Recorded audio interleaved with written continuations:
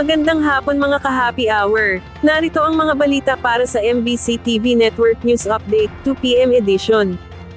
Sa Metro Manila ngayon, simula ngayong weekend, magkakaroon ng road reblocking and repairs ng DPWH sa 25 kalye sa 5 lugar sa Metro Manila.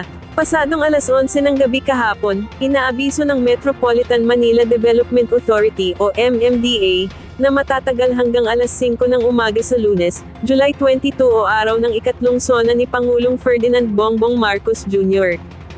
Kabilang ang Taft Avenue, Rojas Boulevard Southbound, EDSA Southbound, Sargent Rivera, A. Bonifacio Avenue, Quirino Highway, Tandang Sora Avenue, Santo Domingo Avenue, Congressional Avenue Extension, North Avenue Northbound, Mindanao Avenue Southbound, Congressional Avenue, Commonwealth Avenue, General San Miguel Eastbound at EDSA Santolan Flyover Northbound.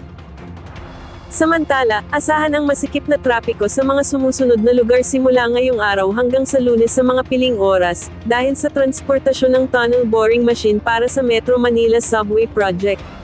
Ayon sa DOTR, kabilang ang Port Arten mula mamayang alas 9 hanggang alas 9:30 ng gabi, C3 Road mula alas 9:30 hanggang alas 10:30 ng gabi, 5th Avenue mula alas 10:30 ng gabi hanggang alas 12 ng hating gabi, General Araneta Avenue mula alas 12 ng hating gabi hanggang 1:30 ng madaling araw, P. Rodriguez Sr. Avenue mula 1:30 hanggang alas 2 ng madaling araw, Gilmore Avenue mula alas 2 hanggang alas 3 ng madaling araw, at Colonel Bonnie Serrano Avenue mula alas 3 ng madaling araw hanggang alas 4 ng umaga.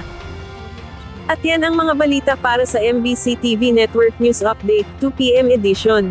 Abangan ang mga susunod na balitaan mamaya, para sa 3 PM edition.